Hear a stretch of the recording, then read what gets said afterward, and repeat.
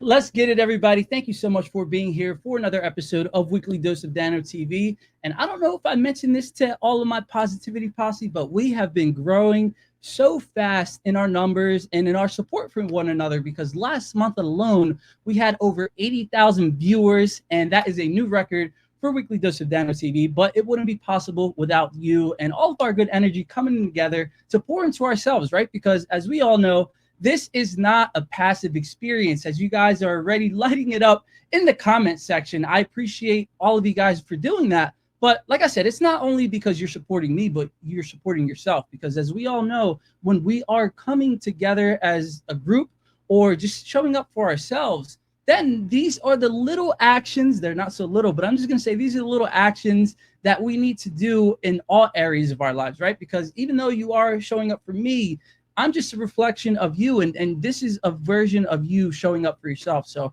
congratulations, and I really do appreciate every single one of you so much. But as you all know, we have to have our time a little bit for the Positivity Posse, just so we could talk about some things that I've been learning or may have happened in my life. And I just want to share it with you because you may resonate with this now, or it may happen to you a little bit in the future, or it may have happened to you in the past. So you can say, yeah, Dano, I agree with that 100%. You're so right. Or no, Dano, you're an idiot. You have no idea what you're talking about. But you are entitled to have whatever opinion it is that you want. And that's why I love having this every single week, because we can come together, have a safe space so we can bounce ideas off of each other. And I learn just as much as you guys learn from me, and as we learn from our guests as well. Because like I'm telling you, David is the man, and he is just one of the epitomes of what it takes to be successful. And we're going to jump into that in a little bit. But we have Christopher Caston saying, hola, thank you. I appreciate that. Nice shirt, Dan. Thank you so much. I appreciate your wonderful comments as well. We got the fire emojis. We got the hashtag positivity posse. We have the energy flowing right now, and I love it. So today we're going to be talking about the idea of desiring something. And we should be a little bit careful when it comes to desiring whatever it is that we want in our lives. Because when we desire something, most people do it from the angle that they are lacking whatever it is that they're desiring, right? Because when somebody says, oh man, I'm really longing for this, or I'm desiring, a larger amount of money, or my significant person that I want in my life, or maybe it's that job position that you want something better. I guess it goes back, right? You want that because you want something that pays more, you want more flexibility. All of these things, you are not separate from them. You already have them. And that is the intention or the way of thinking that we should go about it, right? Not from the place of separation, that it's already inside each and every one of us. And that the only reason that we want it is, number one, because the feeling of what it's going to have when we do have it, right? Because when you do get that significant person or that large sum of money, then you're going to experience happiness, pleasure, joy, and all those great emotions. But you don't have to wait to receive that thing that you are desiring to experience those emotions right now, right? There have been plenty of times where maybe somebody has, given you a smile at a coffee shop, or they paid for the toll in front of you and you were able to get a free toll. I don't know. There's so many different things that you've probably experienced, or we have experienced, that we have had, experienced that happiness once. And if we can do it and experience once, it can happen over and over and over again. So as we all know with the law of attraction, when we are vibrating at that place of, completion or already having it, then it has no choice but to give us exactly what it is that we want in our lives, right? So if we understand that we do have it, we're not separate from it, and it just makes it easier to manifest. And that's just a shortcut for you. You can still get whatever it is that you want and desire, but that is just my shortcut for you guys, and to know that it can happen quicker, and that illusion of time doesn't have to happen 5 years down the road. It could happen as soon as tomorrow, if that's what you believe, and that's how you want to believe, right? Because there's some people who need to learn the hard way, which is fine. If that's what you want to do, it's totally up to you. But I would much rather experience peace, bliss, joy, and happiness along the way of this journey that we call life. Because if we can avoid that unnecessary suffering and that illusion of suffering, then it just makes life that much easier for us, because there's so many things that we can do and focus on that won't, that could lead us down that path of, fear, anger, and all that negative stuff. This is what I think and what I've experienced that we need to do. One more thing too, in addition to that, just have faith that it will happen. As David mentioned earlier, tomorrow might be that day that the thing that you want will manifest into your life. And you never know. It can be tomorrow, it can be 5 minutes, but whatever time it takes, just know that you have unwavering faith that it will happen that way. And the only reason that you are desiring that thing is because, number one, when you have that faith, you know it's going to happen. But number two, you have that excitement to life that when it does happen, you're like, see, I told you, I knew it was going to happen. And it just makes it that much more fun and enjoyable as well. So like I said, number one, understand that you're not apart from the thing that you want. And number two, have unwavering faith that it will happen and manifest that way. So now we have to bring on David Goodman, because I know he's just going to contribute to the great positive energy that we're all feeling right now. And his story is nothing short of a miracle, and really something that we all need to really dive deep into, because his story, had he not gone down that path, he's going to tell it a little bit better than I am. But there was a point where he had to put his dreams and aspirations on hold. But it was his decision for him to go back to chase those dreams that everything has unfolded so beautifully and very successfully for David as well. So everybody, do what you got to do to welcome David onto the show, because we have a lot that we need to talk about in such a short amount of time. Put some fire emojis, heart emojis, or just, say welcome to the show. Do whatever you have to do to welcome David Goodman onto the show.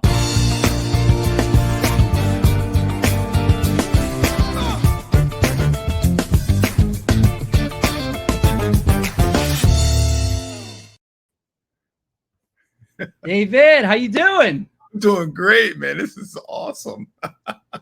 See, because you know what it is.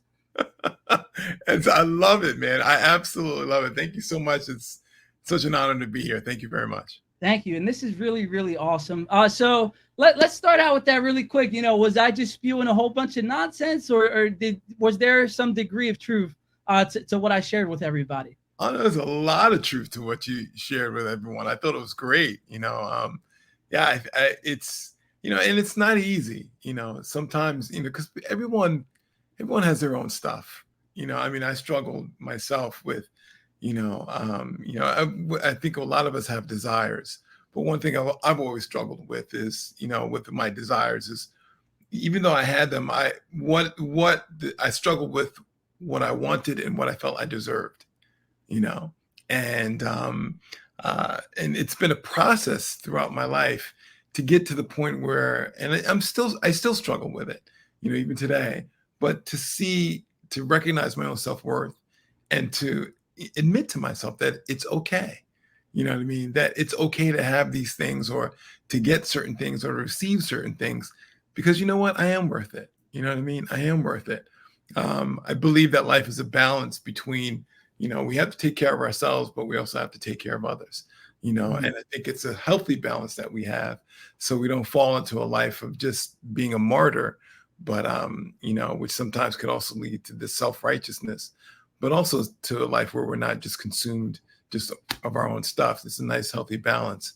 And when we live that way, I think we live a very fulfilling life. So, no, a lot of things that you were talking about was great, man. It was great. Yeah. All right, cool. Well, just to see everybody, I know what I'm talking about. So that's why we have been running for so long here on Weekly Dose of Dano TV. But David, one more point before we really dive into your stories, that you're so right, right?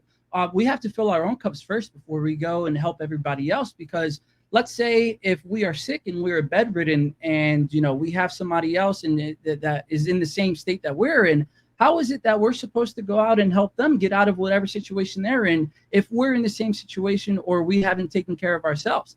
It's really kind of something that maybe a lot of people will find to be, could be interpreted as selfish, but we need to do that in order to help everybody else. So if we're on our game, if we're doing our best and we're doing what we need to do, of course, along the journey, we can share what has been working for us. And we don't have to be at that pinnacle or at that prime of our, career or personal life to help other people along the way. But as long as we're coming together, giving each other positivity, encouragement, and the golden nuggets that we need to survive in this world, then that's really what, if that's the best that we can do at that point, then let's keep going on that right track.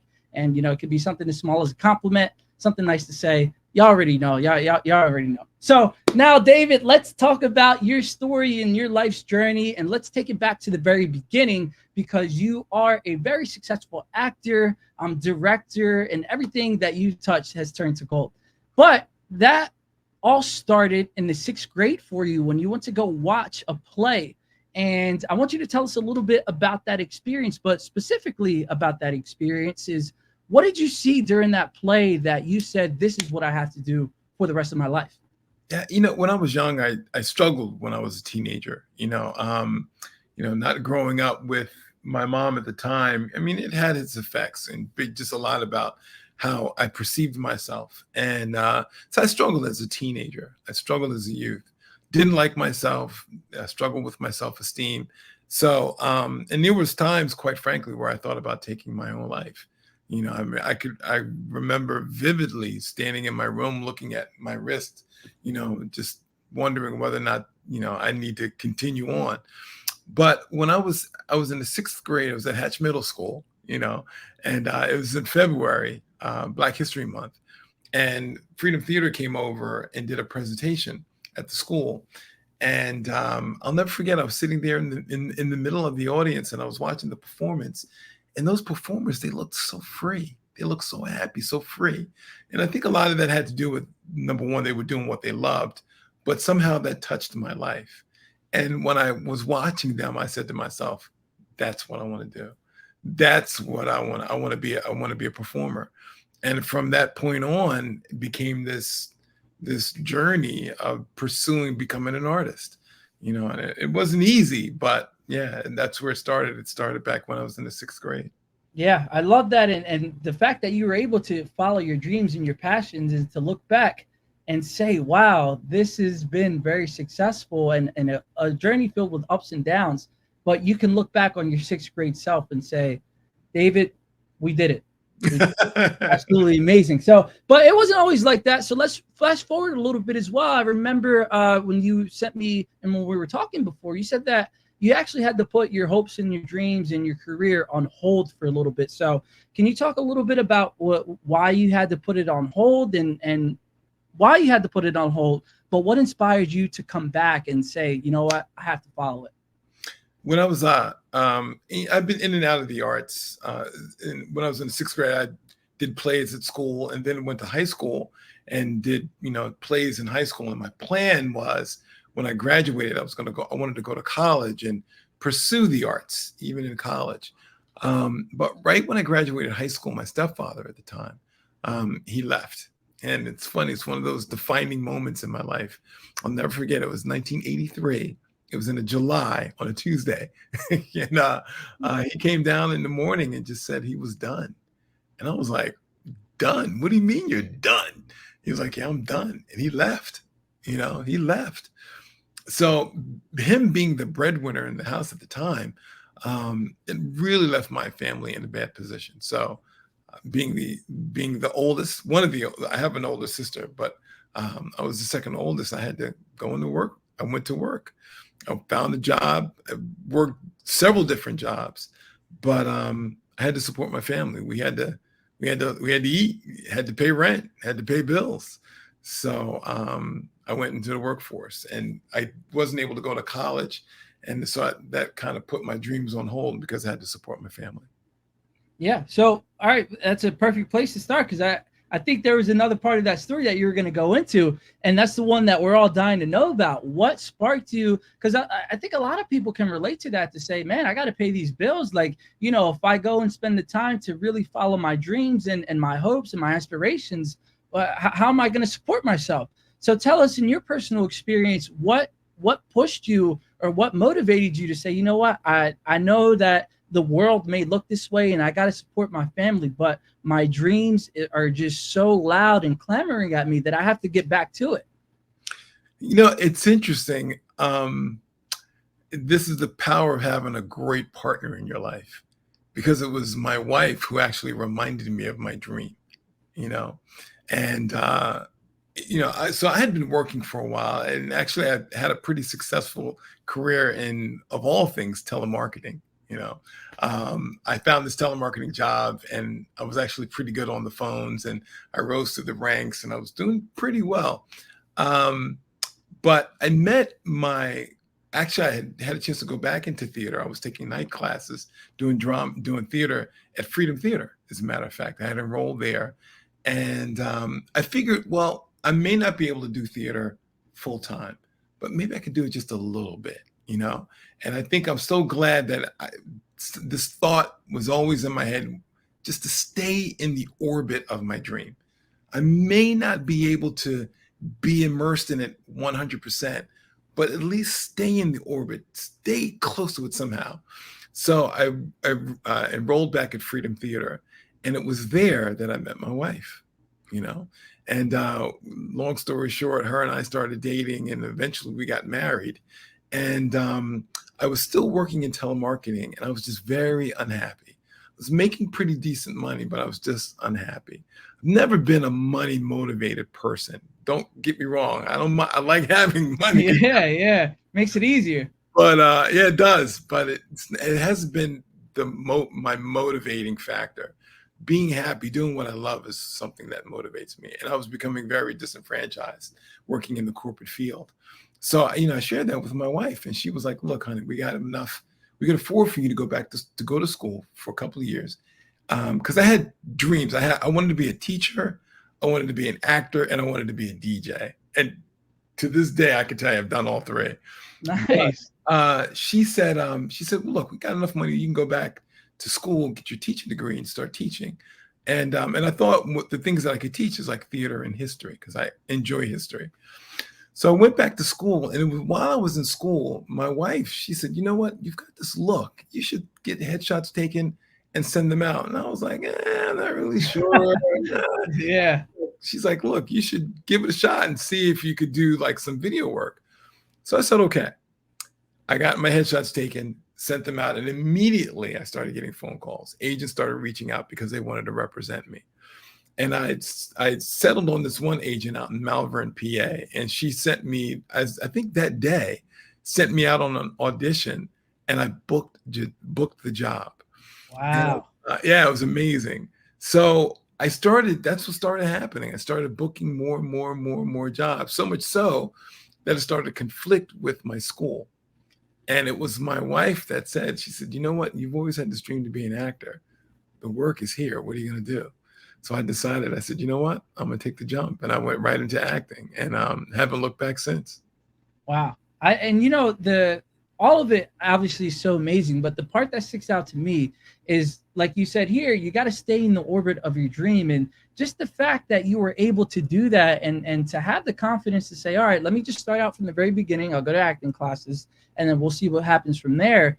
That is what starts to happen in your life, David, as you accrued so much great success. I've experienced the same thing, but you have to start somewhere, and don't be afraid to start from the bottom and actually bet on yourself, because as we see in the very successful careers of everybody that we see in the United States or globally, they bet on themselves to say, you know what, no matter what happens, I know that this is going to work out for me, and I'm going to do and give myself the time and the energy to bet on myself, and we'll see what happens. And that's why, you know, we want to talk about these things, because I know there could have been so many limiting beliefs, David, that you had specifically, that you just said, you know what, forget all of that. I'm going to bet on myself. Let's just see what happens, and look at everything has transpired so far. So now we have to hear a quick word from our sponsors. And after we come back from the sponsors, we're going to dive deep into your professional career to hear and see all of the great works that you've done in front of the camera and behind the camera as well.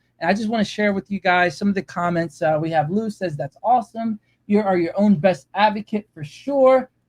We have Jose, thank you so much for commenting, and all these other great comments as well that we can't get to it all because we have to keep moving forward and to really dive deep into David's story. So here we're going to hear all about great success and how they can help you and your child with SAT prep, or just being overall, you know, monster. Not really monster, I don't want to use that, but overall, you know, successful person inside of the classroom as well. So here's great success. Thank you so much for sponsoring Weekly Dose of Dano TV. And don't go anywhere, because we have some more golden nuggets that we have to share from you after a word for great success. At Grade Success, it's our job to make sure that your child succeeds in school regardless of the subject or grade level. Our tutors are trained professionals who know how to promote learning and encourage results. Whether you are looking for help with SAT, ACT prep, private and group tutoring, K-3 reading programs for your child, or educational consulting and college counseling, here at Grade Success, we can help you find the right answer.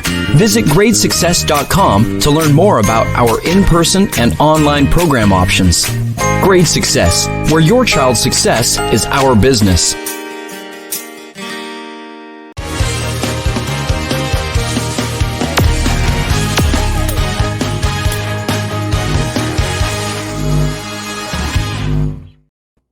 That was a word from Great Success. Thank you so much for sponsoring Weekly Dose of Dano TV. And we have to get right back into David's story, because now we're going to talk about his professional career, which, David, I know that you have had so many high tier and high quality positions in some of the most famous, you know, television and movie scenes in the industry. So you've been in, you know, Rocky VI, The Wire, Law and Order. So if there's something that I'm missing that's really, you know, up there, please fill us in. But what was the most rewarding one, or your favorite, you know, out of all the high quality productions that you've been, and why was it your favorite? It's a great question. It's kind of a difficult one to answer, but let me just say this one thing. I fully acknowledge the fact that staying in the orbit of something that you want to do is tough. It is not easy. There's a process that I live by. It's called human revolution, and mine is always to fight. Not, you know, sometimes this fear, this uncertainty, it's there. Sometimes it doesn't go away, but I always fight to not let it defeat me, you know, and that's been my battle, you know, is to not be defeated by it. And it's not an easy battle. Sometimes it's hard, But the key is, like I mentioned up in the beginning, is to not give up. That's what I think has helped me stay in that orbit. It's not easy, but I just want to acknowledge that so people don't think, oh, well, just change your mindset, positive thinking. All that is great, but it is a battle. It is a battle. And especially when you're struggling with personal issues, it's not easy to do. But, if you can find yourself with a good circle of people, whatever faith you believe in that you can hang on to, all that plays a key role into not being defeated by those fears. As far as my favorite thing, one of my, I just did several. The Wire was a great experience. Working on 2 seasons of The Wire was just wonderful. It was a wonderful cast, wonderful crew.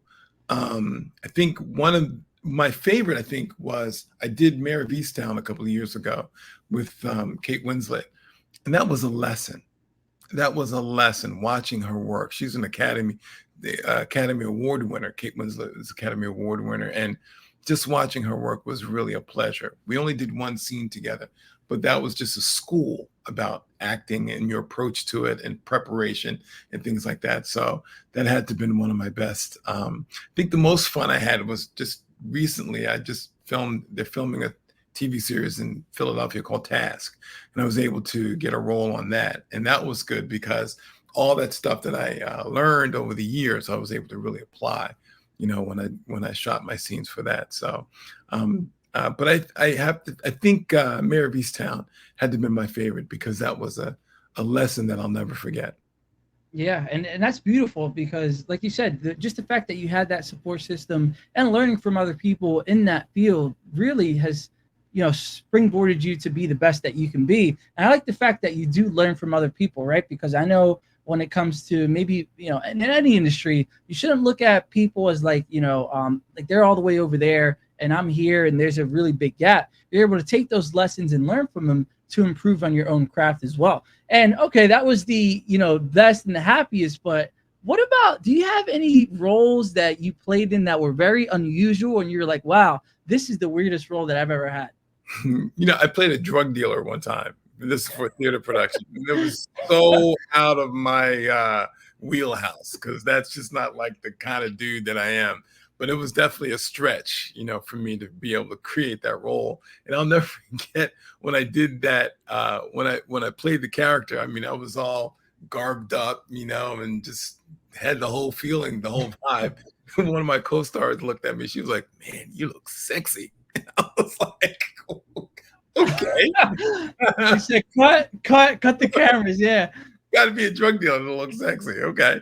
Yeah. But I think that was the most unusual role. That was definitely out of my wheelhouse. Yeah, Man.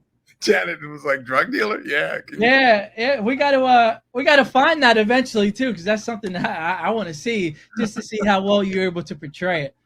But yeah, and these are all the things that were in front of the camera, and obviously now you've transitioned to behind the camera, and I want to talk to you or ask you about that decision.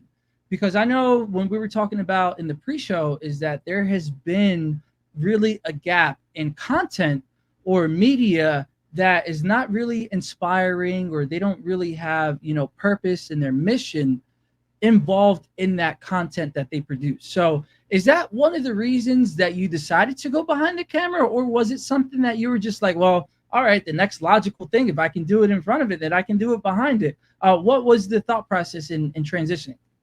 It's a great question. The reason why I decided to go fully behind the camera, I delved into, I've been editing for several years because I work with a nonprofit organization called IDEA, which is the Institute for the Development of Education in the Arts.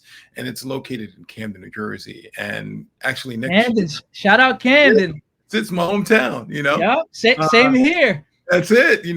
I've lived in Whitman Park, East Camden, Parkside, you name it, bounced around. But we're located. It was founded by Cynthia Primus, and we're about to celebrate our 30th anniversary next year.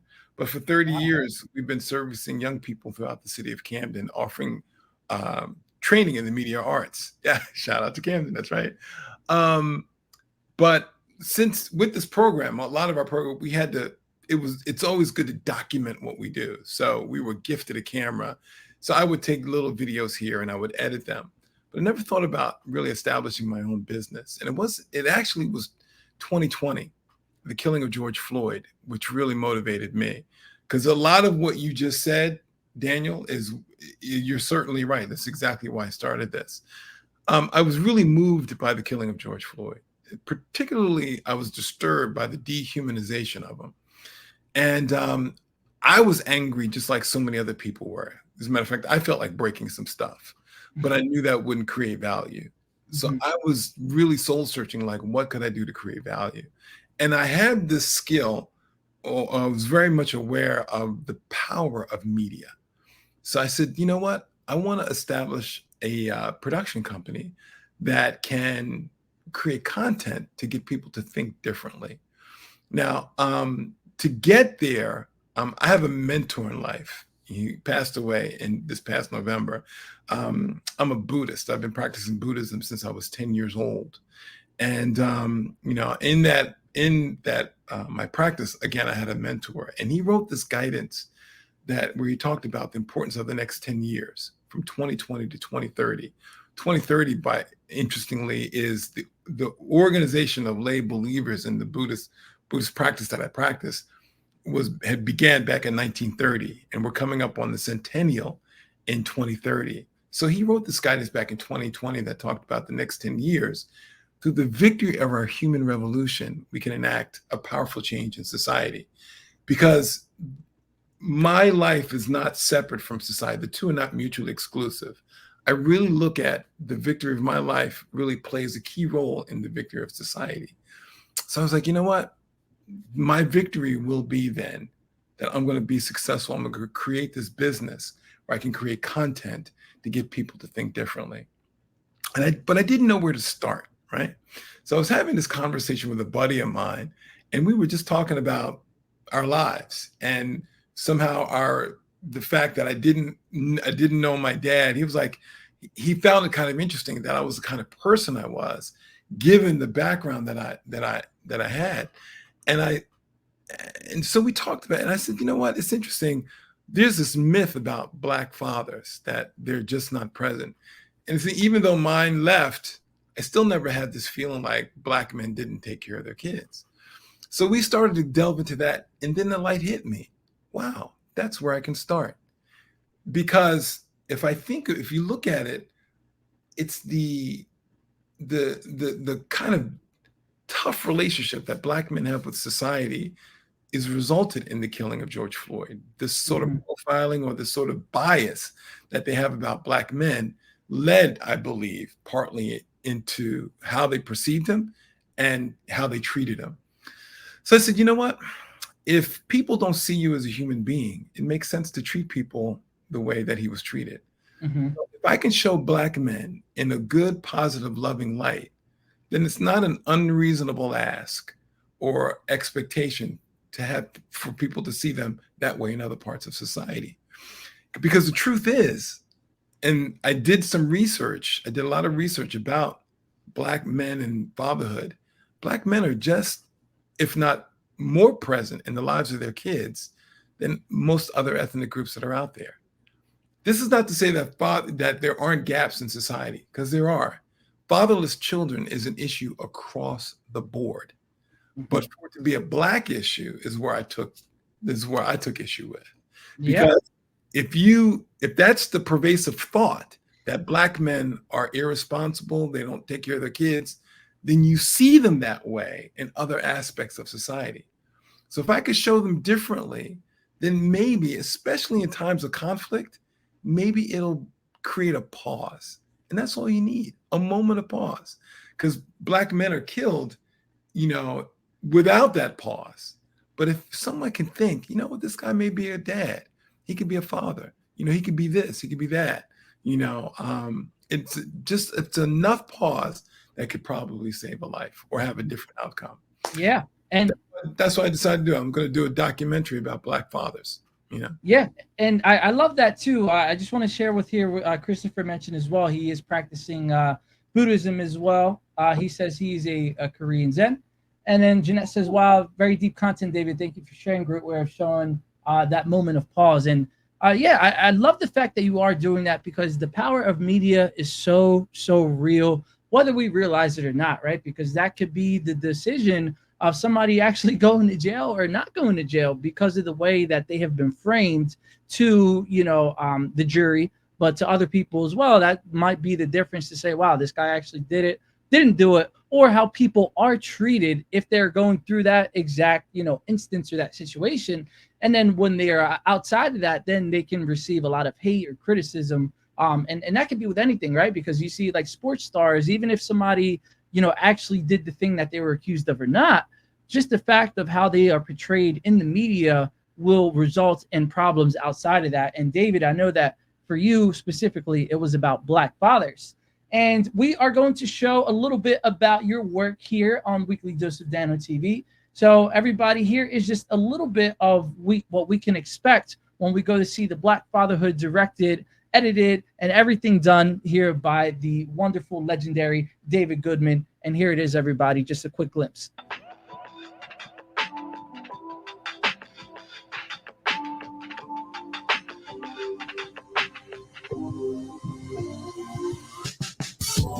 I realized that at an early age that's a choice.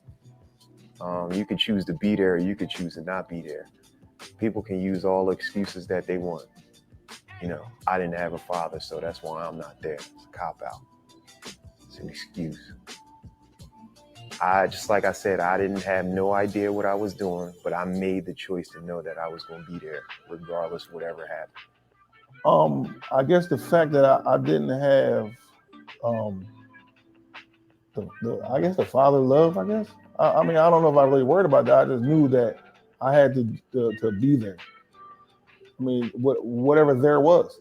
The importance of fatherhood in people's lives is key, right? And but there's a balance, at least for me, that is important to demonstrate, to show.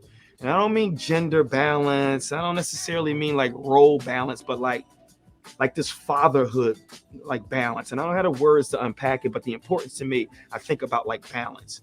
And what are the number of things that our young people are receiving day after day after day? This is not commentary on social media. This is not commentary on music. This is just about what we are all inundated with, right? With zero balance. The love of a father is essential. The love of a father is vulnerability. There is the word there, vulnerability. And it's a hard spot to be in, because here you got to be the king of the castle, but at the same time, you got to be understanding and yielding, and you got to be the type of person that is able to pick them up, brush their knees off, and, keep them moving in the right direction. And it's hard. I mean, because so everybody, that's just a little bit of a glimpse of what we can expect to see Black fatherhood, the otherhood, as David is portraying and pushing inside of a world that may depict something that's otherwise. So thank you so much, David, for doing that. We have Lou that says that's deep. 100% it is, because you are going in there and you're tackling some of the hard issues that may be difficult for us to unpack as, a civilization.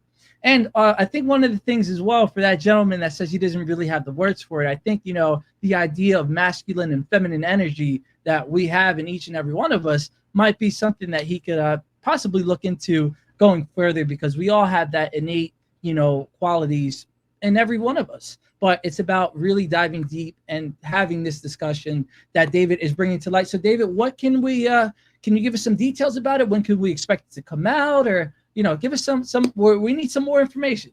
Absolutely. Well, funding is always a challenge, and I'm currently, applying for grants to be able to finish the post-production part of it. I got to go back and get some B-roll, but my goal is to be able to put it out in the first quarter of 2025. So right now it's in the post-production phase. There's still some more B-roll that I want to get to finish telling the story, but I'm looking to finish it up in the first quarter of 2025. Beautiful. And is it going to be like an hour long? What's the time length for it? Yeah, it's going to be about an hour long. Maybe there's so much content. Actually, I've been encouraged to think about it in terms of a docu-series. because out of all the people that I've interviewed, there's so many different aspects of fatherhood. I think the one thing that the one through line that I want to get through to people is that Black men innately, like you said, Daniel, they have this piece about them that knows it's important to be a good father. That's why when you look at all the people that I've interviewed, it's a cross section. Some of them knew their fathers, some of them didn't. Some had great fathers. One of the guys came from he was adopted, and he never knew his parents. But so it's a cross section. But the one through line is that they all knew that being a father was important, regardless of what kind of relationship they had with their dad. And that's the piece that I want to get across about, especially Black men, So, but yeah, it's going to be about an hour long. It might be a little bit longer, but right now I'm targeting about an hour. Beautiful. Well, please, we need to hear more about that. So if you want to share when that's ready with this, maybe you can come back on to do like an unveiling or, a watch party or something here on Weekly Dose of Dano, or just something to promote the hype, because we want to help change whatever narrative that may not be serving to the best of whatever group of people. But this one is, Black fatherhood. So whatever we can do to help, please reach out to us. And then we also have one more thing, because we have to hear another word from our sponsor, our second sponsor. But Jeanette says, how about interviewing the kids who have been fatherless and maybe putting another piece to that? Is it something that you would think about, or not really? Absolutely. I mean, I think all voices to the story are important. And I think it's important to tell all sides of it, so people can get it. Because I think, hearing from fatherless kids, we're starting to see more things on TV now where they're talking about the importance of fatherhood, which is really good. And I will be the first to say, I think men in general, regardless of what race, men in general have to make sure that we're stepping up, that we're doing, the work to take care of our kids, because it has devastating effects when we're not around. I think interviewing fatherless children would be great.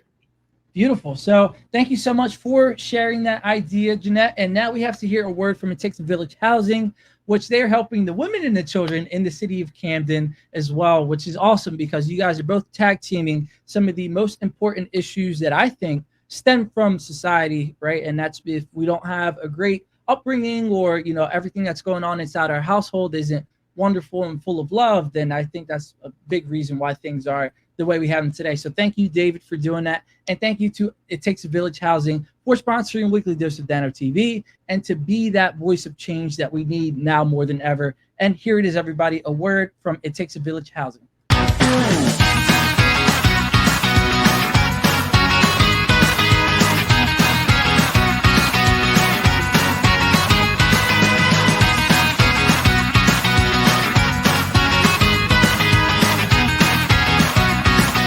Takes a village about keeping our families together.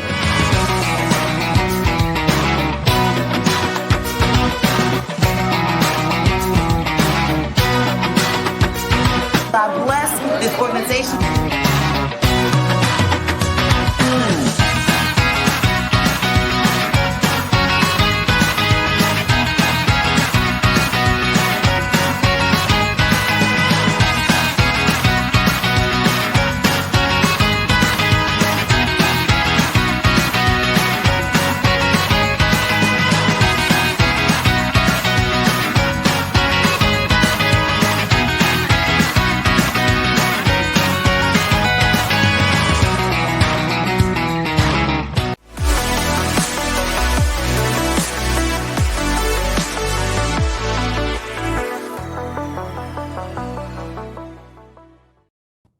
Thank you so much for being here, to my Positivity Posse and to the sponsors for the show, which was Great Success and It Takes a Village Housing. We appreciate you so much for supporting the dream and the vision that we have here on Weekly Dose of Dano, and for helping push positive content out into the world, just like David has been doing with Humanity Pictures as well. But right now, we're just going to take a little bit of time to talk about maybe some extra lessons or ideas that David has gone through that he wants to share with everybody as well. So David, there's so many things that you have learned in your life, but specifically when it comes to acting, or maybe it's been directing it or filming, what has been the most interesting thing that you've learned about yourself while going through either one of those, industries, or maybe one of them? What is just like, wow, I had no idea that that was a part of me or in me, and I just learned so much from it. That's a great question. It's interesting. One of the I was just having a conversation with two guys that work with me. With one of they're like interns that work with me with one of my big clients in Philly, and I was sharing with them that the most important thing is to do the work. You got to do the work, and to not give up, because your winning season, like I mentioned earlier on, could be right around the corner. But it's so important to do the work and to become a person where you're not scared of the work. Thomas Edison had a very interesting phrase. He says, a lot of young people miss out on opportunity because it typically shows up in overalls, which means that folks are scared of doing the work. But if you do the work, it's just been my own experience that I've learned, and it's proven successful. Based on this law of cause and effect that I live by. When you make a cause, you get an effect.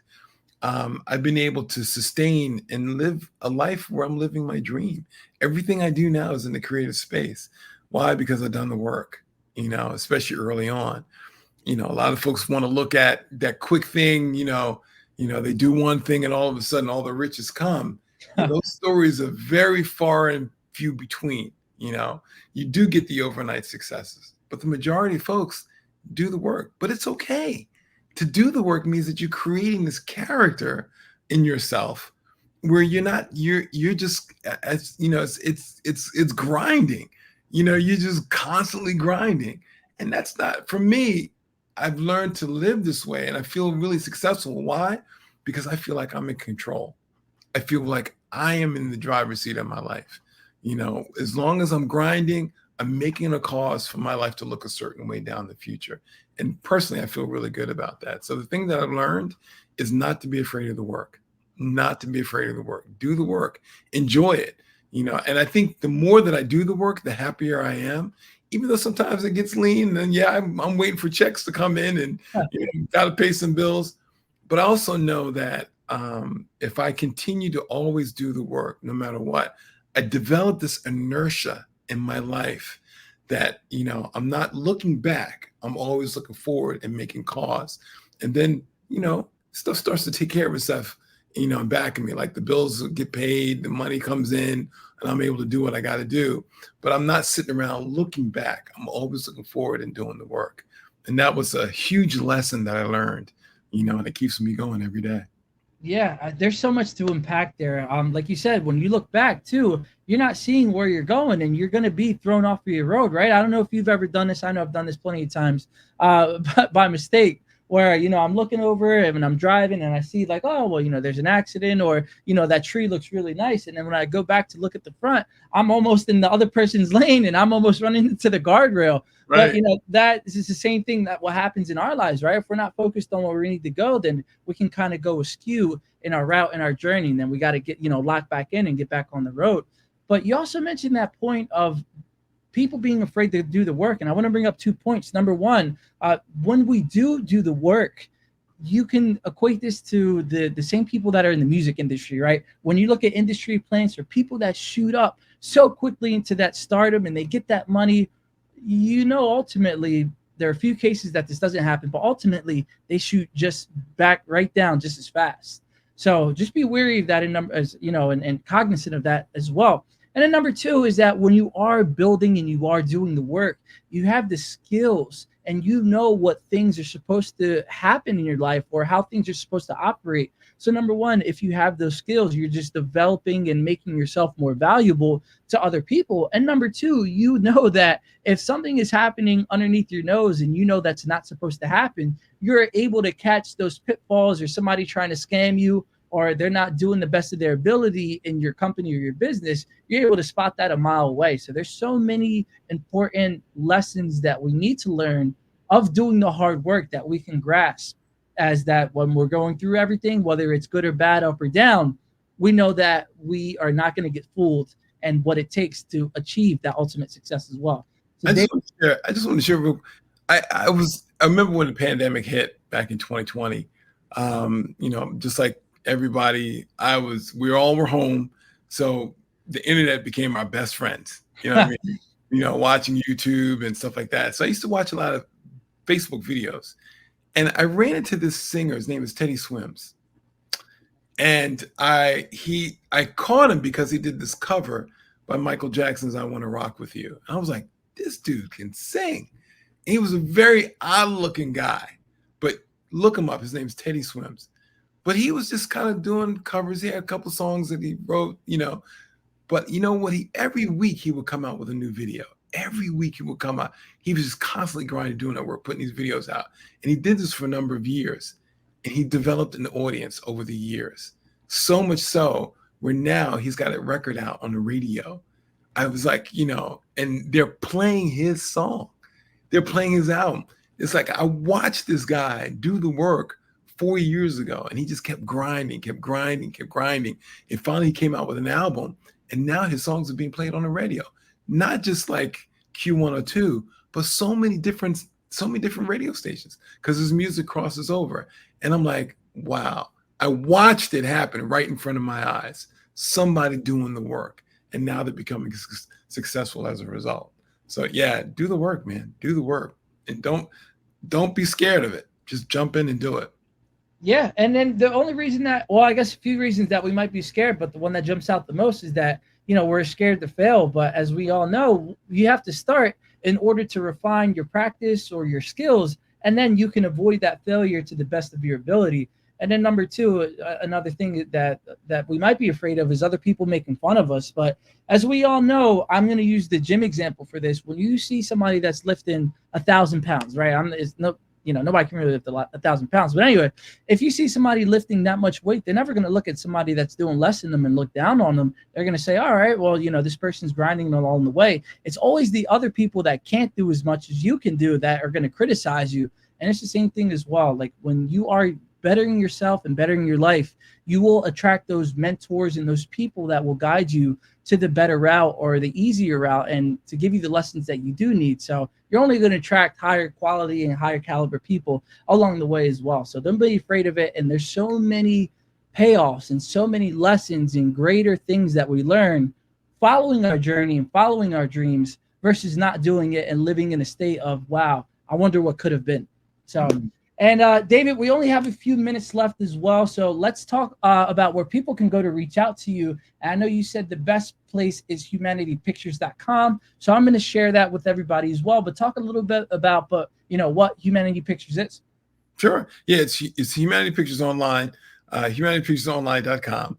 It's a production company, full-fledged production company. We do stuff from script to screen, whether it's helping to create the content, whatever it is that you need, to advertise, whether it's your business or idea.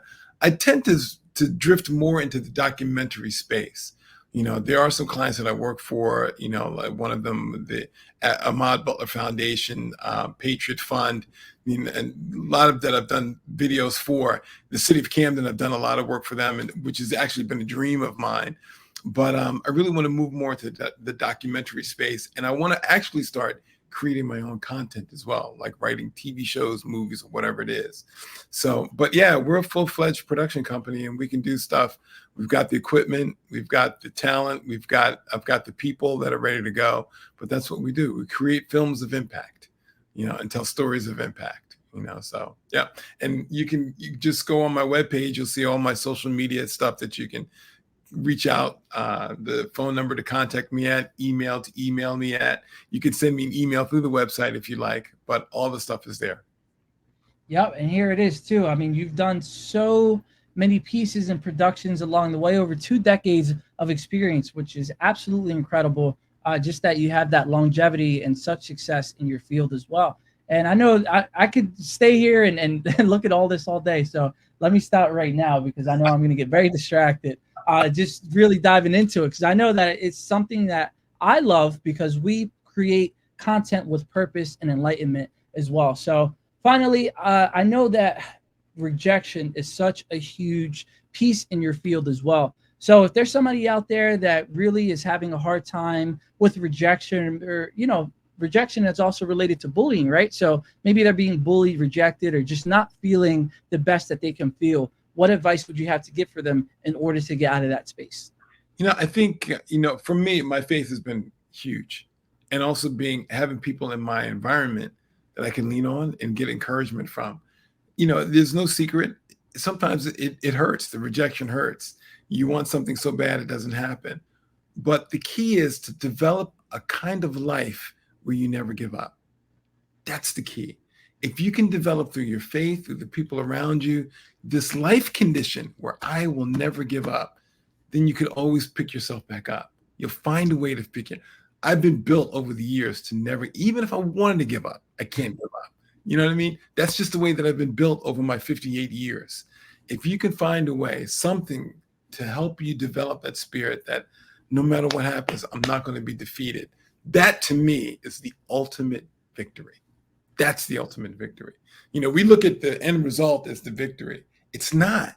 The victory is living a life where you're never defeated, no matter what happens. That's the true victory. Because then you'll always be on the winning side. You know what I mean? Because you always give yourself a chance to win. But it's when you give up, that's when there's no winning there. But if you can develop this life condition where I will never give up, you will always, always live a winning life. I love that. So everybody, I think that is the perfect place to wrap up this episode on Weekly Dose of Dano TV. And David, I do appreciate you so much because I agree with you 100%. You defined all of your winnings and all of your losses and goods and bads. You have totally summed up everything and have put a positive message and a positive meaning on it, which I think we need to do more often in every single facet of our life. Because as you said, if you're always winning and you're always learning and you're always gaining something from it, then how have you lost or how will you be defeated? It just doesn't make sense. It can't happen. So thank you so much for sharing that, for sharing all of your golden nuggets here on Weekly Dose of Dano TV. I told you, everybody knew it. This was going to be a great episode. I had so much fun. We've learned a lot, and we have the comments here. We have Jeanette with the red hearts. We have Lou says, great message, amazing show as always. Thank you so much. We appreciate you. And then next week, we actually have a super special guest coming on. So make sure that you check out our social media throughout the week at Dose of Dano right here to see the different hints that we'll, kind of put out to you guys so you can come back next week and you could just really enjoy all of this great content here on Weekly Dose of Dano TV. So thank you so much to the Positivity Posse for watching, for being here. Thank you, David, so much again for being here, being transparent. To our sponsors, great success, and It Takes a Village Housing. We appreciate you all so much.